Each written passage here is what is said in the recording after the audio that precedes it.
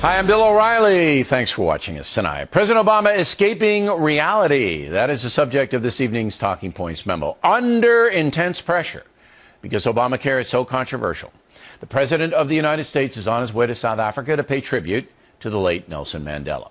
The President left early this morning. He'll be back Wednesday, and that's quite a journey, 34 hours round trip. After the President comes back from South Africa, it'll be just a few days until he's off on his Christmas vacation to Hawaii, or for you folks in San Francisco, his holiday vacation. All this traveling might actually be good for Mr. Obama because the pressures are growing on his administration and he needs some diversions. He got one last night as the Kennedy Center program honored entertainers Billy Joel, the opera singer Martina Arroyo, Herbie Hancock, Carlos Santana, and Shirley MacLaine. When you first become president, one of the questions that people ask you is, what's really going on at Area 51?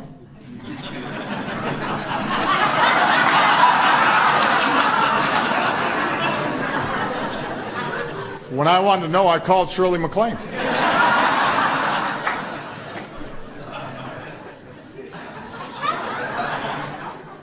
I think I just became the first president to ever publicly mention Area 51. It was a good night, and your humble correspondent was on the scene. That's because the Kennedy Center asked me to introduce Herbie Hancock, and I was happy to do it. Herbie's a good guy and a brilliant artist. Look at him now. He's sitting up there with the President of the United States, the First Lady, all those brilliant artists. And he's the only one not nervous about what I'm going to say.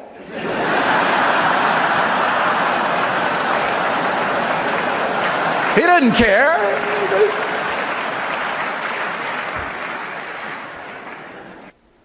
That program will air on CBS Sunday night, December 29th. Amidst all the swirl, I did have a few moments to speak with the president. He's not a big schmoozer, but he was very gracious to everybody who attended the event. Michelle Obama, as always, extremely personable. But it is the president who is under the most pressure. A report in the Washington Examiner today says that 70% of California doctors will opt out of Obamacare. The California Medical Association disputes that report, but there is no question many American doctors are not going to get involved with the Affordable Health Care Act. As Talking Points has said from the beginning of this controversy, it will be the doctors who will make or break Obamacare. No doubt, most working Americans will pay more for their health insurance, but if the care was elevated, that might be acceptable to some.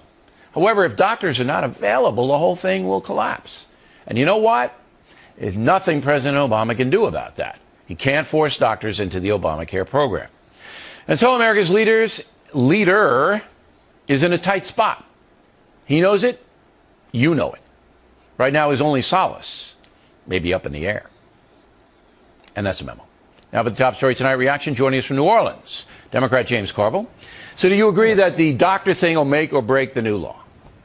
Well, if you don't get enough doctors, it will, but I don't think that's going to be a problem. It's not a problem in Massachusetts, where the law is essentially the same as the national law. And, since Medicare started, they've been saying, well, we're going to opt out of Medicare. We won't take Medicare patients, and Medicare is one of the most popular programs we have in the United States. So I'm not too worried about it. So you're not worried about it, but this report, if that were even close to being true, that 70% of California doctors not going to be in the program. And we've had a couple of program doctors here. Anecdotal. Nobody can say yes or no.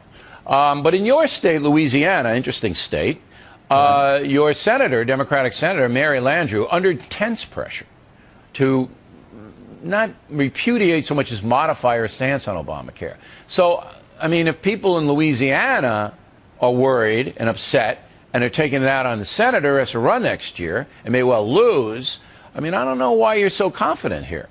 Well, because it's worked in Massachusetts. It's starting to work now. The enrollment numbers are way up. Things are working better, and I think, as I said earlier, I think it's going to be fine. But are there going to be some problems as it goes forward? Of course there are, and there'll continue to be problems, and they'll have to continue to work on fixing them. But it's up and running in Massachusetts, doing just fine. Do you know? Well, Massachusetts is a debatable situation because the debt there has risen so high. And the Affordable Health Care law in Massachusetts is a driver of that debt. And the wait times for doctors have increased exponentially in Massachusetts. So it's not sugar plum fairies. But let's just stay with you with your thread here on the basic law. It's I want to be fair to this law, okay? I mean, I'm not predicting doom for the law. My prediction is 75% that it will not work based upon the information that we're getting, because you just pointed out that some people now are starting to sign up. It's not easy to do so even now, but some people are. But you know who those people who are signing up are, do you not? Do you know who they are, primarily? Well, I mean, I don't know exactly who they are. No, but what economic state they're in, do you know?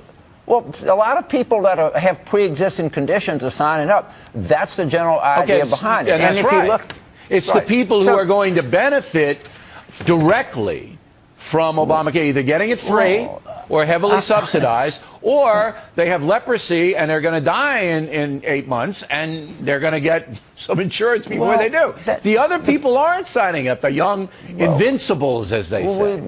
We don't know that in the history, as they tend to sign up late. I would argue that society is better off if someone with a pre-existing condition is able to get health care. Theoretical debate gets us nowhere. And I respect, believe me, I respect your opinion on that. But it's not theoretical, it's actual. But I'm interested in the country, in the present state of the country. And our leader, President Obama, is under siege, to say the least, is he not? Well, he's president of the United States. It's a tough job. I mean, of course it is. And he got a lot of flack for the rollout of the thing. But you know what? The health care thing is doing much, much better. It seems like the economy might be on the uptick here. We might have a chance for a historic deal in Iran. I mean, there are things out there that could turn good for him. But I'd be the first to tell you the last couple of months have been rough for the president. But presidents have tough periods. There's no doubt about that. You know, I'm not going to be convinced on the economy until the median wages goes up. I mean, it doesn't matter whether it's 7.1 or 7 or 8.2 unemployment. If the wages are stagnant and going down, which they are, okay, I mean, that's the sign of the economy. We had some upward pressure in the last numbers. I don't know if it'll stay. We've had some from not on wages. Before. It was like 0.4%. It was nothing. Nothing. Well, something. Okay. Oh, man, talk about seeing a glass half full, Carl. Come on. People are getting pounded, man. They can't make any money. Look, the health care thing is working better. I'd say even much better. The economy is showing some signs of improving. Right, so you There's say... some signs. I'm just saying that some signs are there. All right. James Carville, everybody. Next on the Rundown.